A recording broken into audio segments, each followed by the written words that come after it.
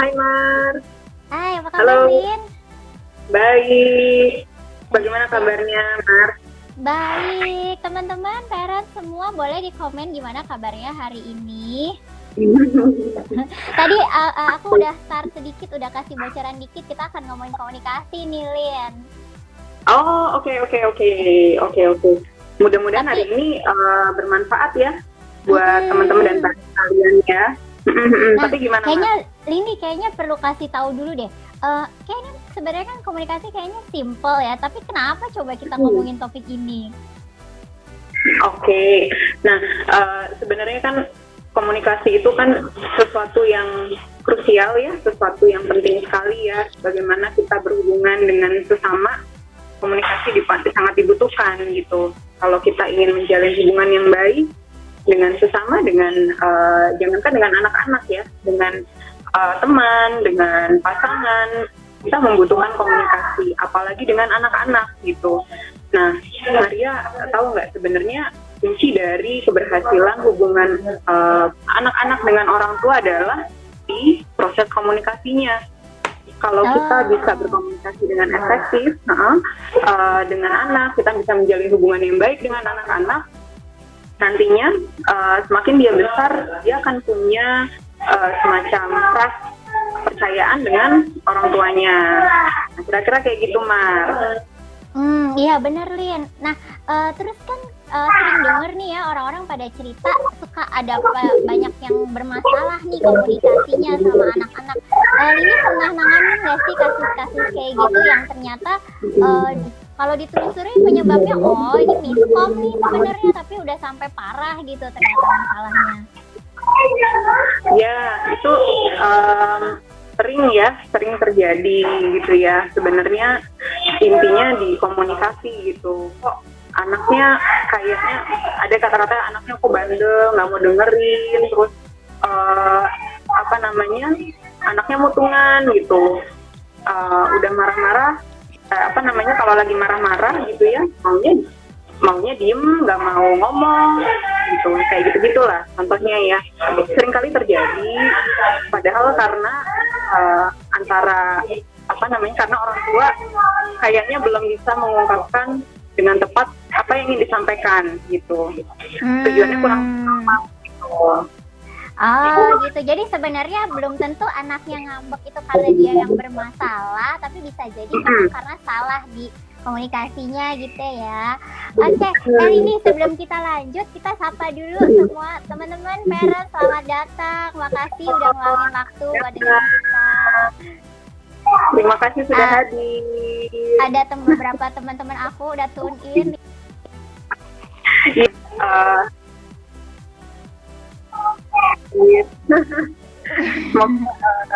Semoga bermanfaat karena kita bahas pertanyaan-pertanyaan gitu dari beberapa parents ya, Mar ya. Ya benar. Oh ya, parents kalau misalkan ada yang punya pertanyaan atau emang sering punya masalah komunikasi sama anak, boleh langsung dituliskan aja di komen, atau misalkan mau tanya di Q&A-nya juga silahkan. Sip. Oke, kita langsung mulai, Lin, atau gimana?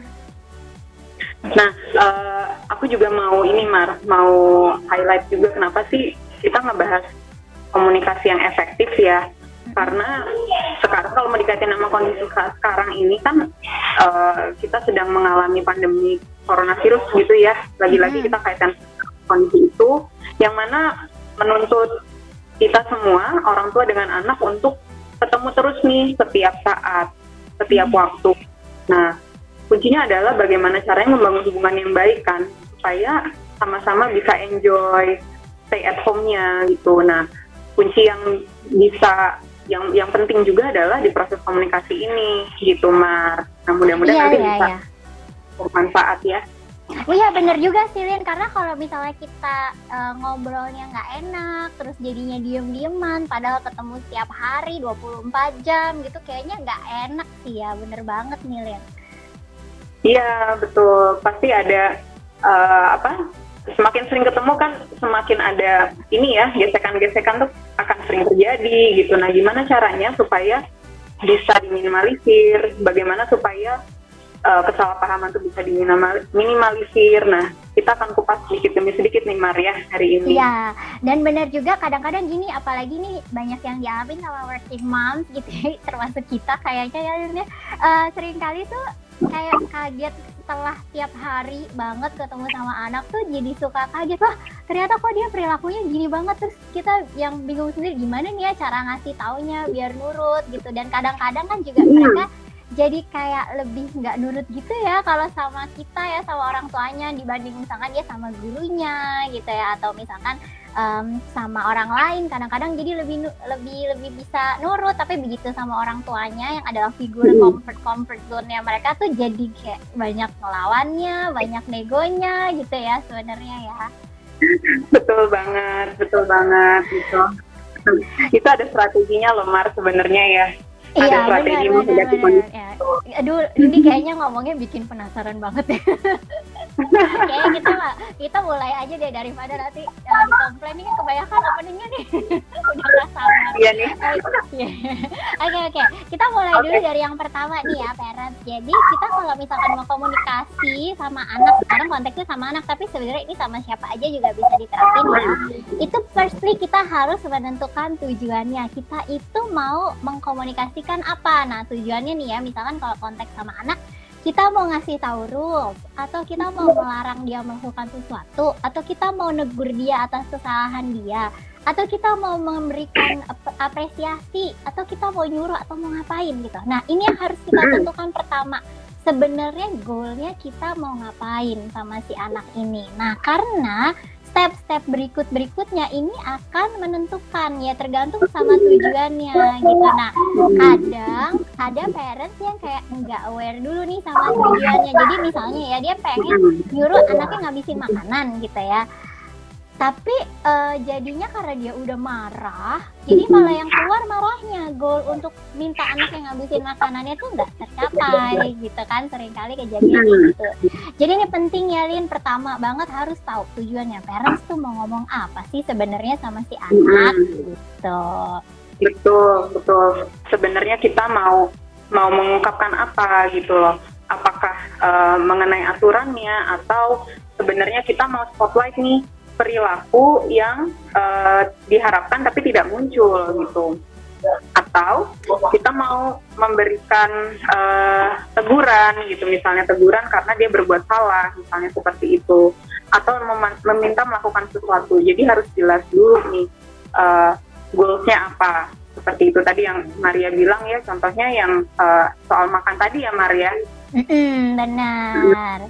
Nah gitu. Terus yang berikutnya, jadi ini pertama tujuan, intention, dan kita emang harus stick juga sama si intention kita tuh mau ngapain sama si tujuannya. Dan kita ingat, pokoknya kita mau menyampaikan ini, yang emosi-emosi yang lain atau tujuan-tujuan yang lain tuh jadi belakangan gitu. Karena misalnya anak mainan berantakan, iya emang kita marah mainan berantakan, tapi kan goal kita biar dia beresin, bukan goal kita biar kita marah sama dia, biar dia tahu kita marah. Itu kan bukan tujuan komunikasinya sebenarnya gitu kan. Jadi itu tuh yang harus dipegang. Nah, terus yang kedua ini berkaitan sama basic komunikasi ya Lin ya. Kita basic komunikasi itu ada, kita kan komunikan ya. Kayaknya yang backgroundnya dari komunikasi lebih jago nih dari kita ngejelasin ya. Jadi sebenarnya kalau komunikasi itu kita menyampaikan pesan dan menerima pesan. Nah ini parent sama anak harus sama-sama. Parentsnya menyampaikan pesan, anaknya menerima pesan. Kalau anaknya lagi menyampaikan pesan, nah parentsnya yang menerima gitu kan sebenarnya. Nah untuk menerima ini harus banget mendengar aktif. Nah, Lindi nih paling jagonya nih, rahasia tentang mendengar aktif. Apa sih mendengar aktif? Mendengar aktif ya, atau bahasa kerennya active listener ya Maria. Ya benar-benar. Mendengar aktif atau active listener gitu. Ini adalah hal yang parents perlu latihan ya. Kita semua perlu latihan. Tidak mudah mendengarkan dengan aktif, dengan penuh kesabaran. Nah ini ada tipsnya nih, bagaimana sih caranya kita bisa mendengar dengan aktif. Yang paling penting adalah kita memiliki perhatian dulu nih. Kita ingin memperhatikan anak kita pengen fokus pada kita pengen supaya anak kita mau mendengarkan. Jadi kita dulu nih yang berusaha mendengarkan anak. Itu paling pertama tuh. Ya, kalau kita pengen anak kita memahami atau mau mendengarkan, ya kita yang kasih contoh dulu gitu. Karena kita sebagai parentsnya, kita sebagai role model, kita yang dilihat sama anak gitu. Anak akan memodel apa yang dilakukan oleh orang tua. Nah, gimana caranya?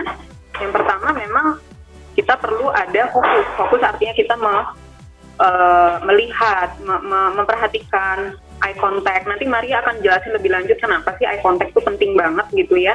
Kemudian juga kita perlu berusaha untuk ignoring gangguan-gangguan di luar sana gitu. Maksudnya gangguan di sekitar kita.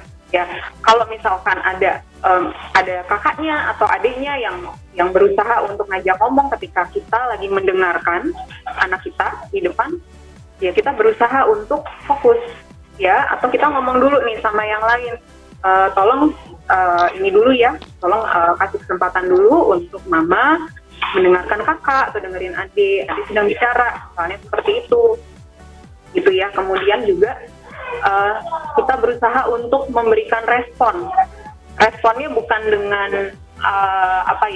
memotong pembicara atau memotong pembicaraan, atau misalnya dengan kita memberikan judgement tertentu gitu, tapi dengan kita menunggu dengan sabar, kemudian mengangguk gitu ya. Anggukan itu juga penting loh untuk dilakukan, untuk memberikan kode bahwa kita tuh mendengarkan dan kita merespon loh, kita memperhatikan loh, kita paham gitu loh apa yang disampaikan gitu ya.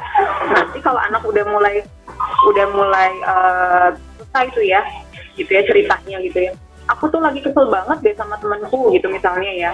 Nah, kita coba tanya kenapa kesel gitu kan, apa yang membuat kamu kesel gitu ya, atau aku nggak mau tidur siang misalnya, contohnya gitu kan biasanya ya anak-anak.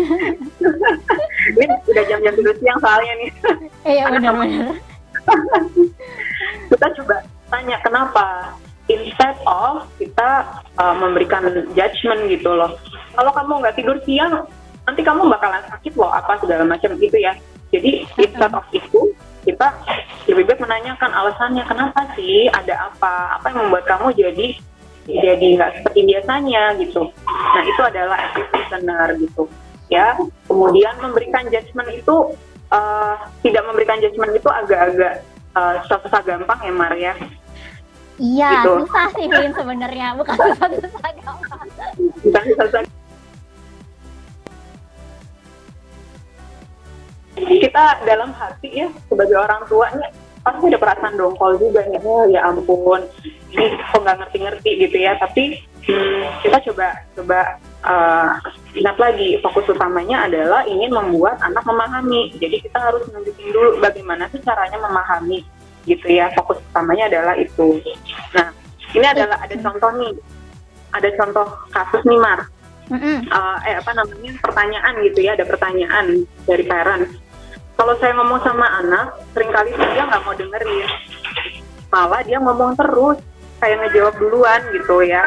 Nah, itu gimana ngadepinnya gitu ya. Jadi memang ini yang perlu kita lihat lagi nih, kenapa sih dia nggak mau dengerin. Nah, jangan-jangan pernah suatu kali anak mau ngomong sama kita nggak dengerin juga, Mar. Ah iya, mati deh. Bener juga tuh. Misalnya kita lagi sibuk kerjain apa gitu ya, terus ya, mama aku mau cerita dong gitu. Kenapa? Main HP seringkali, balas-balas WA kan kerjaan penting ya Lin ya sebenarnya. Nah itu dia gitu kan, lagi di depan handphone gitu ya, terus si anak manggil mama gitu kan, ma aku mau ngomong sebentar gitu kan. Nah terus mungkin kita terlalu fokus nih sama apa yang sedang kita lakukan. Nah, hal-hal semacam itu kadang nggak disadarin, Mar. Gitu ya. Iya, benar. Itu nggak tapi disadarin. tadi menarik loh yang Lindi bilang tentang kita juga harus sabar gitu ya kalau dengerin anak ngomong. Karena pengalaman ngadepin balita ya, itu kan mereka masih belajar untuk merangkai kata gitu kan sebenarnya. Dan kayaknya buat nunggu dia ngomong satu kalimat itu lama banget. Dan sering gak sih kita tuh kayak pengen nyambungin kalimatnya mereka gitu kan sebenarnya. Nah itu tuh sebetulnya yang sebaiknya nggak dilakukan ya ternyata. Jadi emang kita harus tunggu aja, oke kamu mau ngomong apa gitu. ini bukan, itu bukan gitu, atau ya udah dengerin aja gitu kan sampai dia benar-benar bisa menyelesaikan kalimatnya. Sama yang si no judgment itu tuh, aduh susah loh itu no judgment. Iya, Mar, apalagi kalau kita dalam kondisi lagi dongkol ya, artinya lagi dalam kondisi yang emosinya negatif gitu, entah lagi kesel gitu kan, bawaannya jadi pengen marah aja atau jadi pengen ngasih tahu aja langsung gitu ya. Nah, tapi memang ini butuh latihan sih, Mar, tidak mudah untuk bisa menjadi active listener gitu, harus terus dilatih. Kemudian dilihat lagi gimana nih ketika kita bicara seperti ini, respon anak bagaimana, apakah sudah lebih baik atau sama saja. Oh, kalau sama saja berarti ada hal yang harus diperbaiki, misalnya seperti itu. Nah, terus ada juga nih, Mak, pertanyaan, kalau misalnya kita lagi main HP atau misalnya lagi ngerjain kerjaan gitu ya, terus anak kita minta buat ngerengek atau minta main dan sebagainya, kayak tadi kasusnya gitu ya, lagi WA gitu kan, WA sama bos gitu kan, apa harus dilakukan gitu. Nah, memang ini sesuatu yang nggak mudah karena balita itu kan memahami apa yang dia lihat ya, gitu kan. Iya, benar. Dia melihat emaknya lagi main HP gitu. Iya, dia pikir main. Kalau aku biasanya bilang, Lin, gitu. Jadi dua-duanya itu udah aku kasih tahu gitu kan, ini kerjaan gitu. Mereka mungkin taunya HP kan buat foto, buat WA, buat Instagram, buat YouTube gitu ya. Tapi mereka nggak tahu yang mana yang kerjaan, yang mana yang bukan gitu, dan buat apa sih kerjaan. Jadi biasanya aku tuh sempat kasih tahu tuh pas lagi jam-jam makan atau jam mau tidur tuh kan, tempat waktu yang asik buat ngobrol. Terus aku bilang bahwa HP ini aku pakai sebetulnya banyak untuk kerja gitu, bukan untuk main gitu kan. Makanya di HP ku juga nggak ada game ya sih sebenarnya gitu kan. Jadi aku bilang gitu, dan ketika ada WA dan dia lagi ngajaknya, aku pernah tuh dikomplain, taruh dulu dong mam HP-nya gitu kan, lagi main sama aku gitu kan. Aku bilang, sorry ya, ini kerjaan aku nih penting banget, ada temen aku yang harus aku jawab pertanyaannya gitu, kalau nggak nanti dia sedih, aku bilang gitu. Terus dia baru oke gitu. Jadi sebenarnya penjelasan kayak gitu dicoba untuk dijelasin ke anak gitu ya, walaupun masih kecil. Anakku yang 2 tahun ngerti sih aku ngomongin kayak gitu. Wah, keren banget. Iya. Mungkin Maria ini ya menjelaskan dengan konkret gitu ya, menjelaskan dengan konkret, bukan hanya sekedar tunggu mama lagi kerja gitu ya, tapi menjelaskan dengan konkret sedang apa, lalu apa penyebabnya, kenapa mama harus melakukan ini, lalu apa yang terjadi kalau seandainya mama tidak melakukan ini gitu ya, Maria. Iya benar, tapi itu emang jadi kalau tunggu mama lagi kerja itu kan satu kalimat ya, Lin ya. Tapi kalau kita mau menjelaskan dengan konkret mungkin jadinya satu paragraf kan, Lin, sebenarnya. Betul. Iya, jadi panjang ya.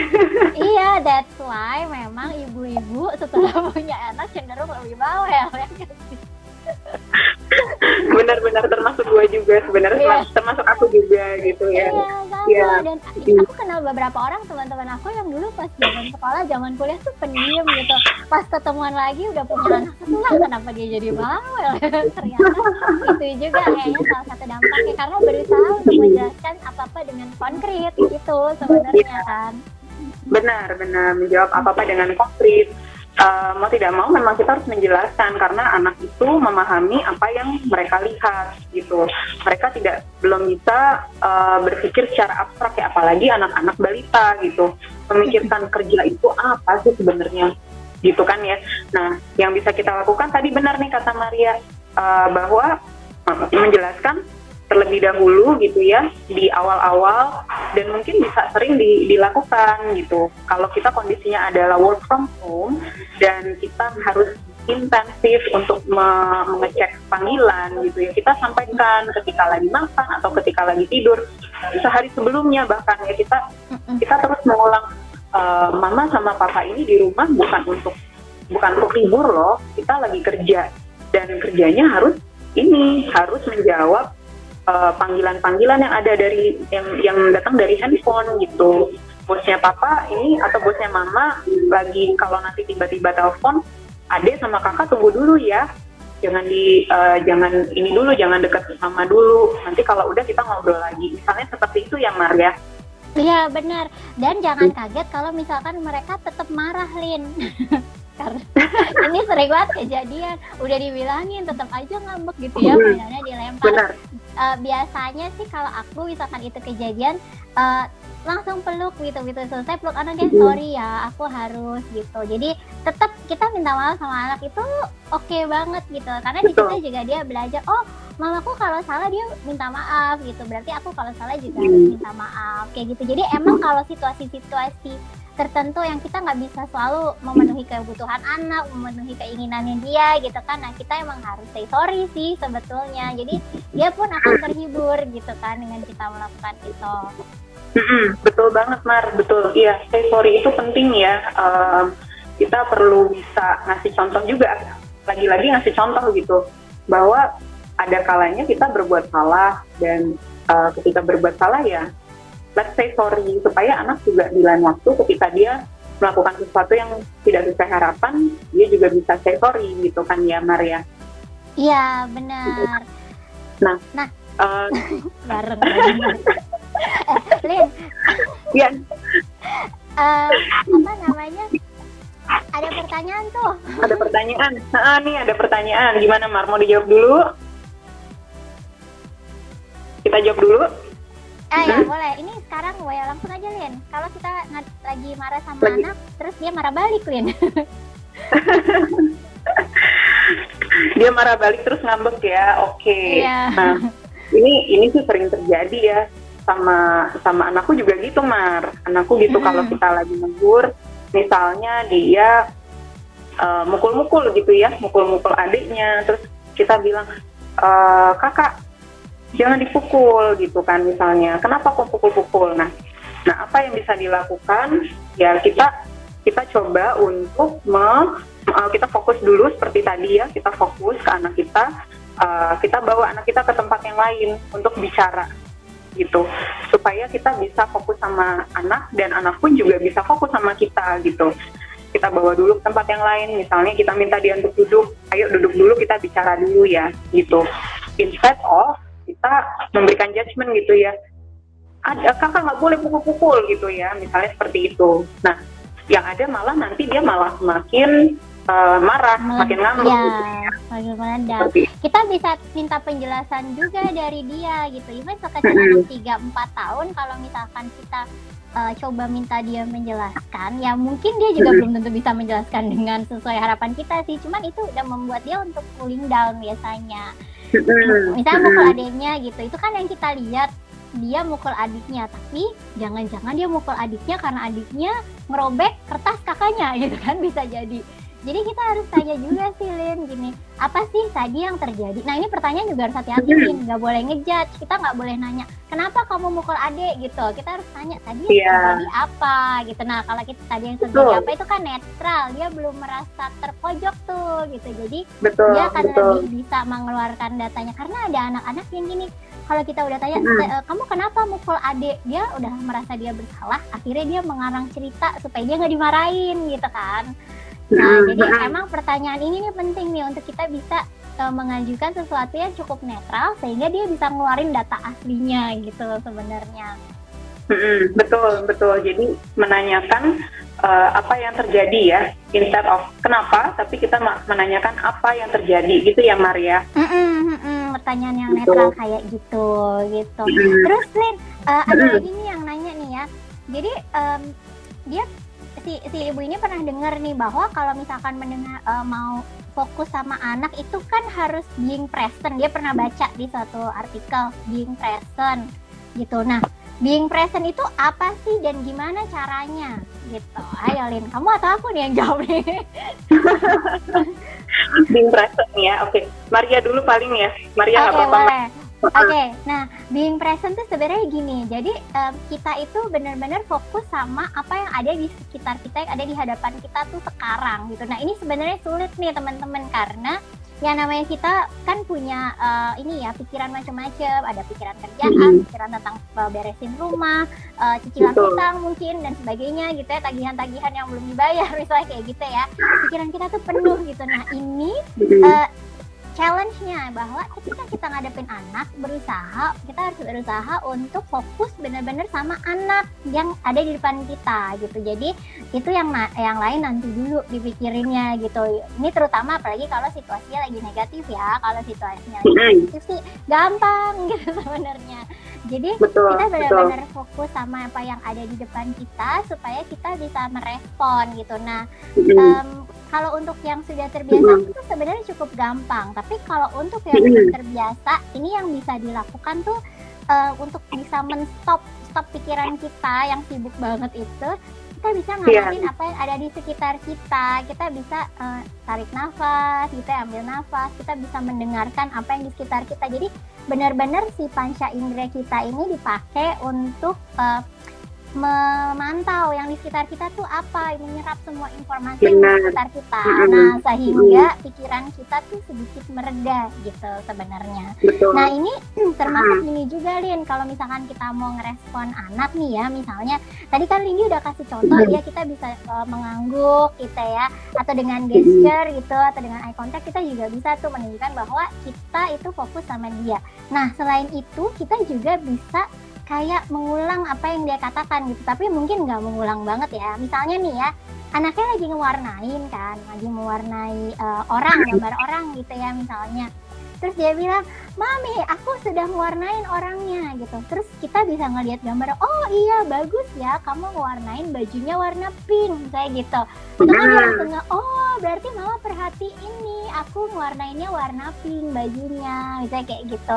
Nah, kayak gini nih perlu banget dilatih setiap hari sebenarnya. Jadi kita merespon anak tuh bisa merespon benar-benar perilakunya dia. Misalnya, "Mami lihat aku makannya pinter," gitu. Terus kita mencoba, oh yang menurut dia pinter apa? "Oh iya, kamu pakai sendok dan garpu, pinter sekali," gitu kan. Jadi kita merespon perilaku dia tuh dengan kata-kata. Jadi mereka juga ngeh bahwa kita memperhatikan perilakunya dia gitu. Betul. Balik lagi tadi secara konkret ya kita sampaikan apa yang menjadi harapan dari orang tua, kita sampaikan secara konkret gitu. Contohnya apa? Bukan hanya sekedar oh ya adik pintar, oh ya adik good job gitu ya, tapi kita sampaikan apa sih yang menjadi perilaku yang diinginkan itu kan ya gitu ya Maria. Seperti itu. Benar. Oh ya Mar, ini sebenarnya berkaitan banget sama tips yang berikutnya nih soal eye level dan eye contact dan juga ini berlutut, karena itu membuat kita jadi bisa being present sebenarnya.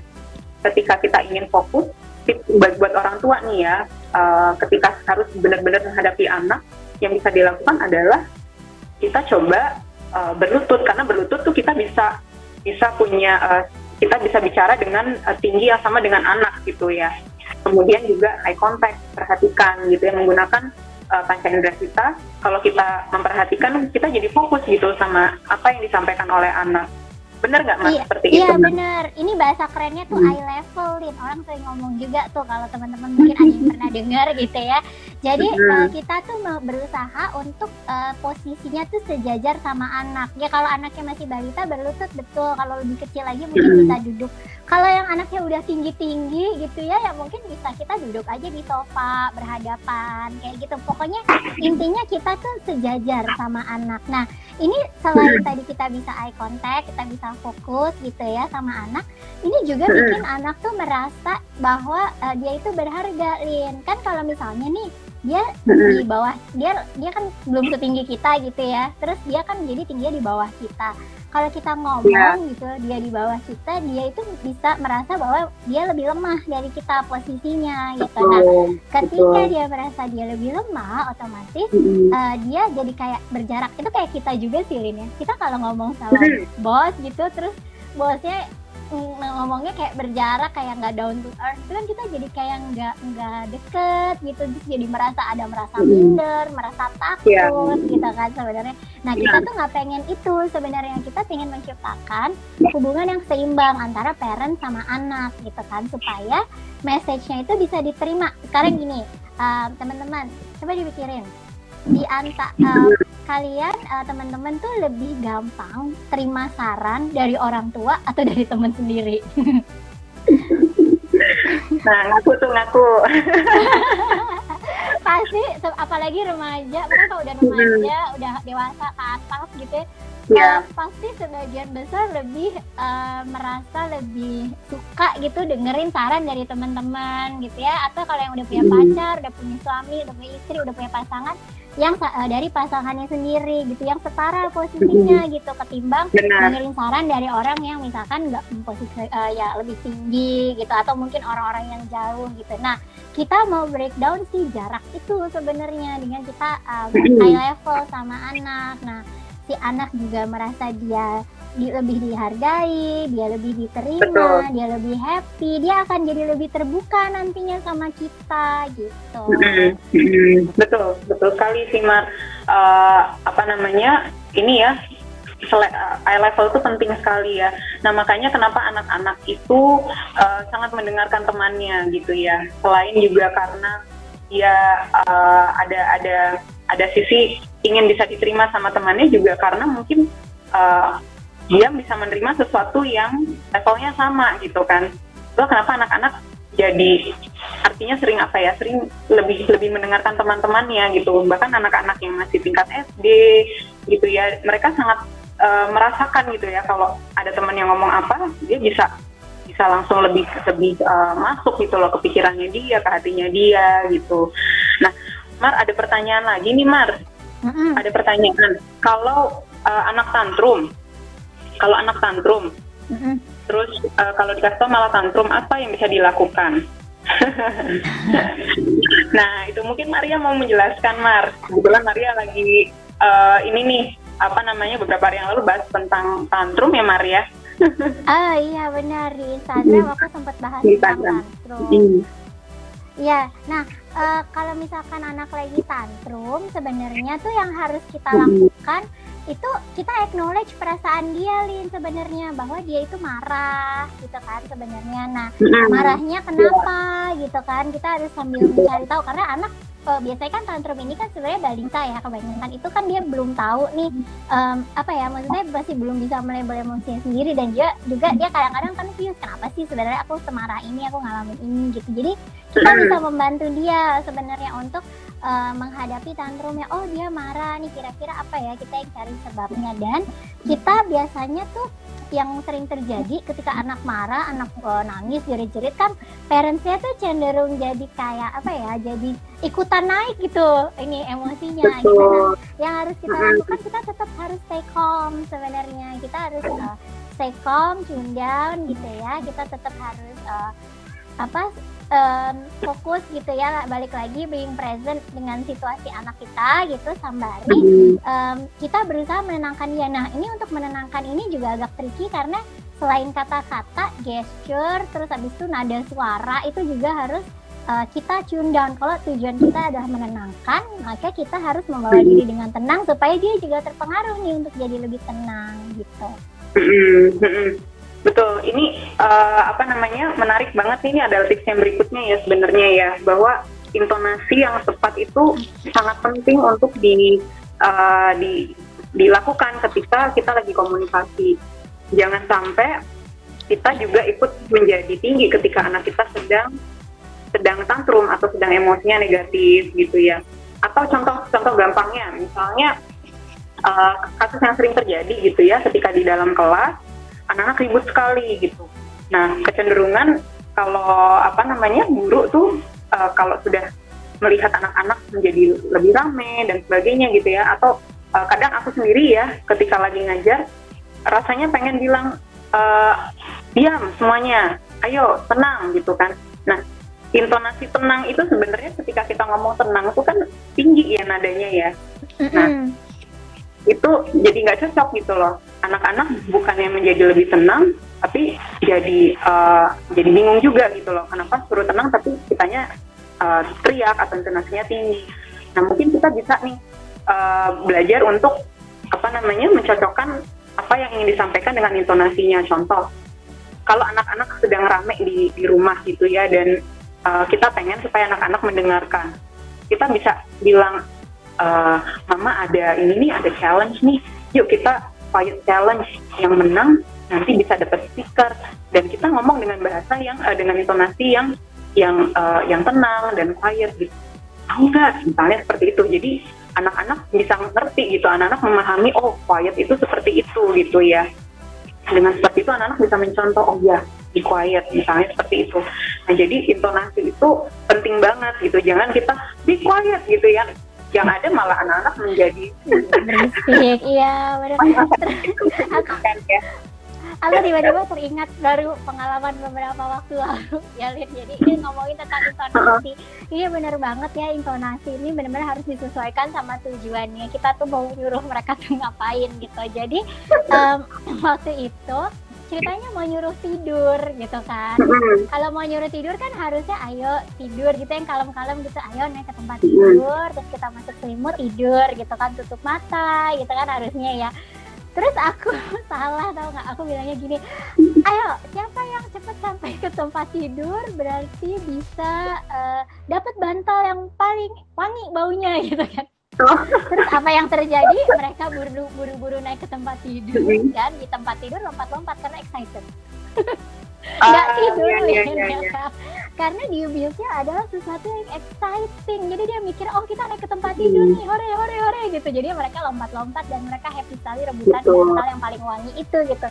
Nggak tercapai tujuannya untuk mereka cepet-cepet kalem di tempat tidur gitu ya. Jadi ini nih benar intonasi, dan emang susah banget sih sebenarnya teman-teman ya. Jadi walaupun emang kita udah belajar ilmunya gitu ya, dan kita menghadapi anak setiap hari, tapi memang bisa dipastikan ini bukan sesuatu yang gampang gitu. Dan kita juga nggak bisa terlalu idealis untuk menuntut diri kita untuk perfect setiap saat sih ya gitu, karena ya kesalahan satu dua kali sih nggak apa-apa. Yang penting kita sadar, oh tadi aku salah nih gitu kan, harusnya apa gitu, yang benar gimana ya, langsung diperbaiki aja, langsung di-switch tone-nya gitu.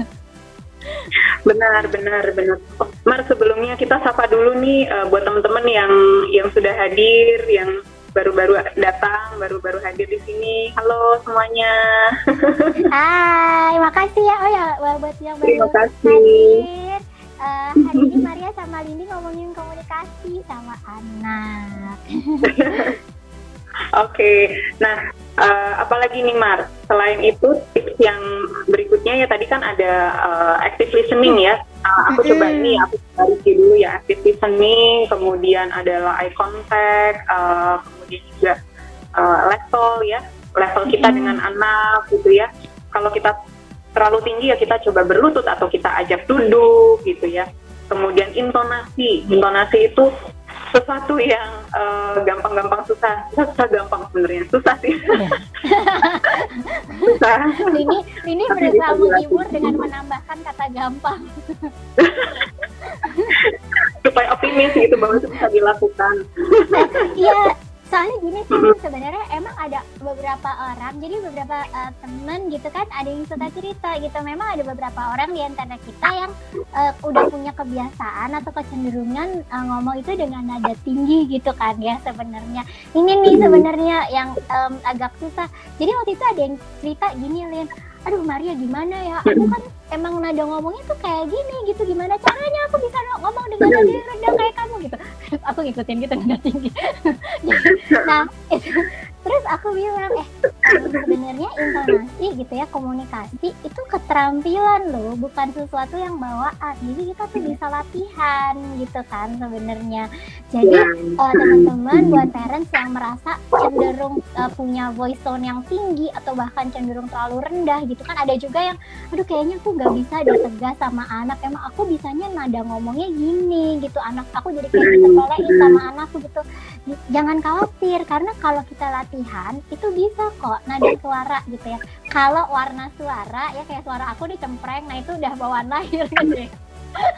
Itu kan tergantung bentuk pita suara ya, tapi kalau nada itu kita bisa latihan loh teman-teman gitu. Jadi kita coba aja mulai dari sekarang gitu ya, buat yang mungkin masih belum terbiasa, kita latih gitu, kita latihan di depan kaca gitu juga bisa, latihan kalau lagi mau marah. Kayak misalnya gini, kita mau ngelarang atau menyuruh anak berhenti melakukan sesuatu gitu kan, ada juga yang caranya gini, ayo jangan dilempar ya, nanti berantakan, nanti pecah dan sebagainya gitu kan. Itu kan malah bikin anak sebenarnya kayak gitu, emosi aduh gitu kan, kayak tegang gitu. Sedangkan kalau misalnya kita bilang, oke, stop, taruh yang kamu pegang, gitu kan. Misalnya dia megang gelas nih, terus dia mau ngelempar. Terus kita bilang, jangan dilempar, bla gitu kan. Jadi tegang dia. Tapi kalau kita bilang, oke, stop, itu yang kamu pegang gelasnya tolong ditaruh. Ayo ditaruh, sampai dia benar-benar taruh. Oke, terima kasih kamu sudah taruh. Baru kita jelasin, bahaya sekali kamu ngelempar gelas, kayak gitu kan. Jadi benar-benar ini berkaitan sama intonasi, sama kata-kata juga ya sebenarnya gitu ya. Kalau emang kita pengen dia stop ya kita ngomong dengan langsung oke, stop.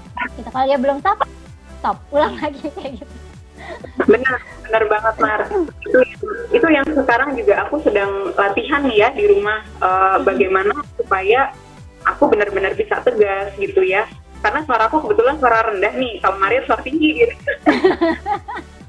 Aku suara rendah gitu kan, jadi aku harus berusaha agar intonasinya itu bisa terdengar dengan tegas gitu ya. Dan memang mau nggak mau kita latihan. Benar kata Maria tadi ya, bahwa ketika kita ingin menghentikan satu perilaku, mungkin kita dengan intonasi yang tegas dan apa namanya, bukan kenceng ya, tapi tegas gitu. Stop.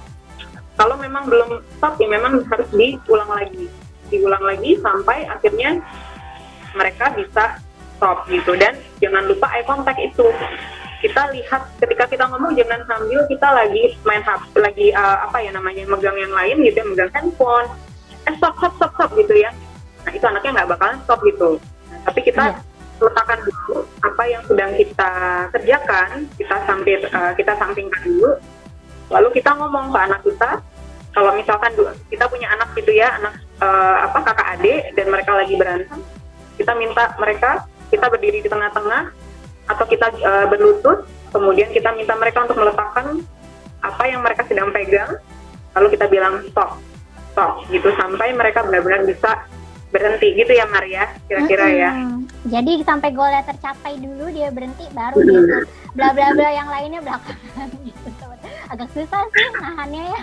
Terus aku jadi ingat kasus nih Lin. Jadi waktu itu ada yang pernah cerita. Jadi ini anak umur 10 ya kalau nggak salah waktu itu yang cerita ya. Jadi gini, dia itu ngeluh bahwa dia tuh nggak seneng sama maminya. Serem ya. Anak umur 10 nggak seneng sama maminya. Tapi setelah digali lagi, jadi ternyata yang dia nggak suka adalah maminya itu ketika ngomong sama dia, ketika menegur pas dia salah, itu nadanya selalu tinggi gitu. Dan setiap kali ngomong sama dia tuh menurut dia tuh teriak-teriak gitu ya. Jadi mami tuh selalu teriak-teriak sama aku gitu. Terus aku ini kan penasaran apa iya sih maminya beneran teriak-teriak. Tapi setelah aku telusuri ternyata emang si anak ini tuh agak sensitif. Jadi secara auditori, jadi dia gaya belajarnya auditori kan, kebayangnya kalau gaya belajar auditori kan. Jadi mereka itu kalau yang auditori itu memang lebih gampang menyerap informasi secara lisan tuh teman-teman. Dan selain informasi yang secara lisan, mereka tuh peka banget sama nada suara, sama volume suara gitu ya. Jadi anak-anak seperti ini volume suara dikerasin dikit atau nada suara tinggi dikit itu udah merasa mereka terancam gitu, sudah langsung guilty feeling gitu, tanpa harus banyak ngomong, naik nada dikit itu udah merasa oke, gue salah, oke gitu sebenarnya. Nah ternyata si maminya nggak ngeh bahwa anaknya seperti itu karakternya, dan sebetulnya si maminya juga nggak segitu teriak-teriaknya sih, cuman karena si anak ini sangat-sangat sensitif aja gitu ke telinganya, jadilah itu suatu masalah sampai di titik anak itu sampai nggak pengen ngomong sama maminya gitu, saking aduh kan kalau aku ngomong, kalau aku nanya terus mami nggak setuju, dia pasti nadanya kayak gitu, aku nggak pingin dengernya gitu. Jadi ini nih penting banget ya, kita kan nggak pingin ya sampai anak tuh merasa sangat terintimidasi gitu ya, anak sampai merasa sangat-sangat tertekan cuman karena kesalahan di milih nada atau milih kata-kata. Betul sekali ya. Jadi intonasi itu penting untuk dilatih gitu ya, terutama untuk mereka yang auditori, untuk mereka yang sensitif gitu ya. Dan karena ketika kita memberikan respon yang sama gitu ya, respon yang mengganggu, ya akhirnya dia tidak bisa memberikan perilaku yang sesuai dengan harapan kita gitu kan.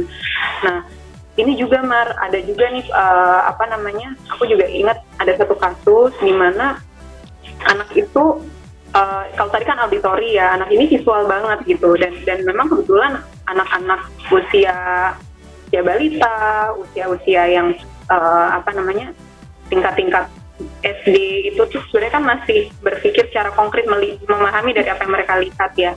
Jadi penting juga untuk kita menggunakan gestur tubuh yang tepat gitu ketika kita sedang bicara gitu, sehingga anak itu paham gitu ya, apalagi untuk anak balita gitu.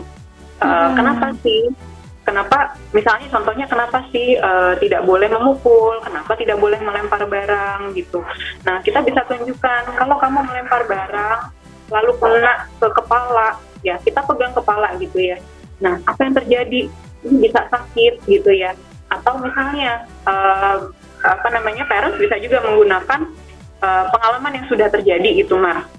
Contoh pernah jatuh gitu ya, lalu lututnya sakit gitu, jatuh di jalan lututnya sakit, atau tangannya pernah berdarah, luka gitu. Nah kita bisa tunjukin ini ketika kamu pukul rasanya sama seperti kalau kamu jatuh nih, adik pernah jatuh kan, rasanya gimana gitu. Nah kita bisa juga tunjukkan gitu, contohnya kita menggunakan pengalaman yang pernah terjadi sebagai bentuk pembelajaran gitu, supaya anak menjadi paham apa yang kita maksudkan gitu. Seperti itu kira-kira. Benar. Jadi intinya sebetulnya eye contact, gesture, intonasi, kata-kata itu semua penting gitu ya. Semua komponennya penting untuk diperhatikan, pilihan dan kita benar-benar untuk bisa komunikasi dengan tepat sama anak juga sebenarnya kita perlu banget kenal karakteristik anaknya gitu. Si anak ini cocoknya disampaikan dengan cara apa gitu. Karena pengalaman aku punya 2 anak, dua-duanya itu beda banget gitu ya. Maksudnya kalau ngomong sama si kakak begini bisa, kalau ngomong sama si adik begini juga nggak bisa ternyata gitu. Jadi emang harus disesuaikan juga sama si anaknya kayak gimana gitu. Sesuaikan dengan karakter anak ya berarti ya. Benar. Oh ya Lin, ini ada pertanyaan menarik banget nih Lin. Aduh, jawab nggak ini kita? Gimana?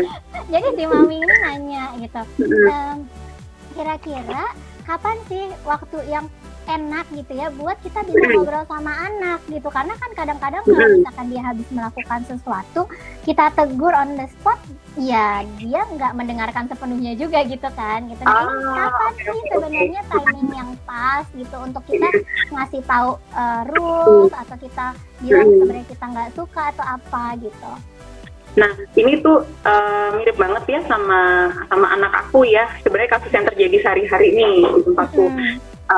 Nah, biasanya ketika kita ajak bicara pada saat kondisi kejadiannya sedang terjadi, itu kita nggak bisa, itu nggak akan jadi nggak efektif gitu, karena anak masih dalam posisi yang emosinya negatif gitu ya. Nah ini tips yang penting juga nih Mar, bisa dikaitin dengan tips yang berikutnya, bahwa kita perlu meng-acknowledge ya, meng-acknowledge itu artinya mengakui gitu ya semua perasaan yang dimiliki oleh si anak gitu. Kalau memang anak itu sedang dalam kondisi marah, oke, kita harus bisa memberikan ruang dan waktu dia untuk marah gitu ya, kecuali kalau marahnya sudah destruktif atau membahayakan gitu ya. Tapi ketika dia lagi aku nggak mau ngomong, aku marah gitu ya, terus mukanya jadi cemberut banget, oke, ya sudah, kalau kakak masih marah ya udah, nanti kalau kakak tenangin diri dulu. Kalau sudah pernah dilatih untuk tarik nafas gitu ya, untuk tarik nafas yang panjang, untuk bisa menenangkan diri, itu baik bisa untuk dilakukan. Kalau enggak, biarkan anak duduk, biarkan dia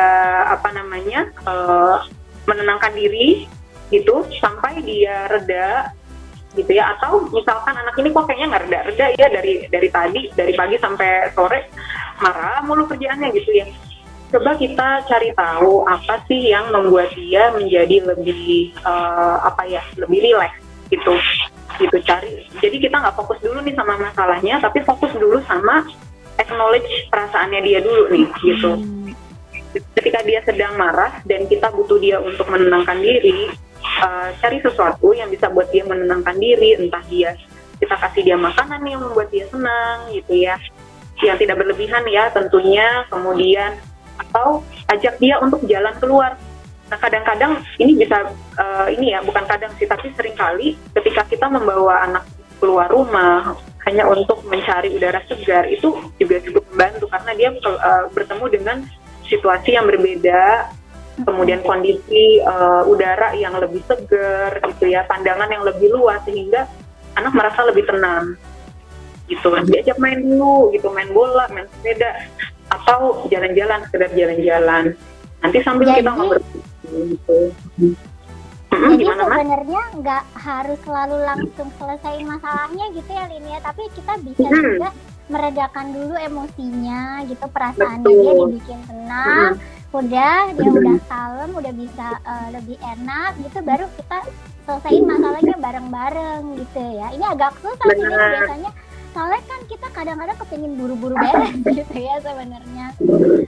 Betul. Nah, memang ini tidak mudah, tapi parents juga mungkin bisa latihan sendiri juga ya, ketika kita dalam kondisi yang sama-sama lagi on the high gitu ya, lagi jengkel, anak marah, kita lagi jengkel, mana dulu nih yang harus diredakan? Ya, pertama dari orang tuanya dulu gitu, dari parents dulu. Kita meredakan diri dulu gitu ya, hal apa yang sudah yang bisa meredakan emosi kita lakukan sampai kita relax, baru kita mendekati anak gitu, baru kita bantu. Jadi bantulah diri sendiri dulu ya, sehingga kita bisa membantu anak kita gitu. Iya, karena emang emosi kita tuh sangat bisa mempengaruhi emosi anak kita. Kalau kita tenang, dia bisa lebih tenang. Kalau kitanya naik, marah, tinggi, dia juga bisa jadi lebih tinggi. Dan sebenarnya bagus juga nih parents kalau kita bisa membiasakan setiap hari kita menemukan waktu-waktu relax gitu. Kita bisa baca nih di kebiasaan di keluarga kita, kapan sih biasanya anak-anak itu ada di suasana yang fun gitu, apakah setelah mereka main misalnya, atau ketika lagi makan, atau ketika sebelum tidur, atau ketika habis mandi. Nah, di waktu-waktu inilah kita bisa ngobrol, kita flashback, mami tadi nggak suka loh kamu ngelempar makanan, misalnya kayak gitu, kita flashback lagi, aku sedih loh gitu, itu kan nggak baik karena nanti orang yang punya makanan jadi nggak bisa makan, misalnya kayak gitu. Kita menjelaskan pada saat suasananya relax. Jadi tapi jangan terlalu jauh juga, jadi misalnya kalau bisa sih dalam hari yang sama gitu ya, kita refresh lagi gitu, kita ingatkan gitu. Nah, supaya anaknya juga nggak keburu lupa, tapi di sisi lain emosi dia juga sudah reda, emosi kita juga udah reda gitu sebenarnya. Benar banget ya, itu hal-hal itu adalah kondisi-kondisi atau situasi yang bisa dilakukan, yang bisa digunakan ya untuk bicara sama anak. Dan juga ada pengalaman lagi nih, hasil dari sharing juga, bahwa mendongeng itu juga bisa loh jadi alat komunikasi dengan anak gitu ya, pada saat mau tidur, kondisinya sedang relax, buat mami papi yang suka bercerita gitu, yang demen banget ngomong gitu ya, bisa gunakan kemampuan itu untuk mendongeng kepada anak sambil ceritakan moral of the story-nya gitu ya, bahwa misalnya contohnya tentang tentang hubungan yang baik antara kakak dengan adik, bisa diganti dengan cerita-cerita binatang gitu. Nah, setelah cerita bisa kita kaitin, makanya adik sama kakak harus saling sayang, tidak boleh berantem, seperti itu. Disitulah saat-saat dimana anak bisa diberikan, dimasukkan values gitu ya, nilai-nilai yang mau kita tanamkan, atau perilaku yang ingin yang diharapkan kepada anak gitu ya, itu bisa dilakukan juga, Mar. Iya, benar banget, aku setuju banget, dan aku termasuk yang suka mengarang dongeng. Jadi luar biasa ada parents yang merasa suka baca gitu, bacain dongeng gitu kan. Ada parents kalau aku nggak suka bacain dongeng tapi aku suka ngarang. Jadi biasanya gini, kayak kemarin tiba-tiba kenapa ya terlintasnya contoh yang ini. Jadi anakku tuh kadang-kadang kalau mandi kan suka main air tuh ya. Jadi waktu itu setelah mandi sore, pas malam sebelum tidur, aku tuh cerita tentang apa ya, kelinci dan tupai kalau nggak salah, yang mereka tuh kehabisan air di hutan gitu, kehausan gitu, terus kekeringan kayak gitu. Nah, terus aku kaitin tuh, oh ternyata kalau kita buang-buang air, ada binatang-binatang atau ada orang lain yang jadi nggak punya air ya gitu. Jadi itu bisa banget parents coba lakukan juga gitu ya. Karang aja, parents mau nyampein apa sih sebenarnya ke anak gitu kan, dan dibuatlah ceritanya nggak harus bagus-bagus amat sih sebenarnya gitu, yang penting message-nya tersampaikan gitu. Biasanya anakku tuh dia walaupun mungkin aku ngarang ceritanya ya lah gitu doang mah gitu kan, cuman dia tetap ada keinginan untuk dengerin gitu. Benar. Iya Mar, wah seneng ya kalau bisa mendongeng ya. Nah, tapi juga bisa Mar, kalau seandainya kita nggak punya ide untuk mendongeng, kita juga bisa gunakan video-video dari YouTube atau buku-buku cerita secara online gitu ya. Nah, iya, di situ sekarang banyak banget yang bisa diakses.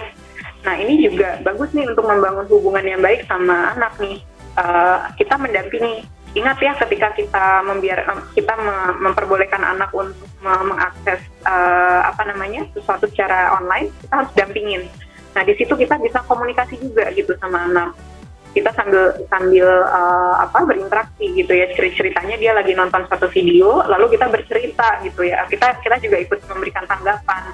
Di situ juga bisa menggunakan itu. Kalau mami papi nggak punya ide untuk bercerita atau mendongeng gitu ya Maria.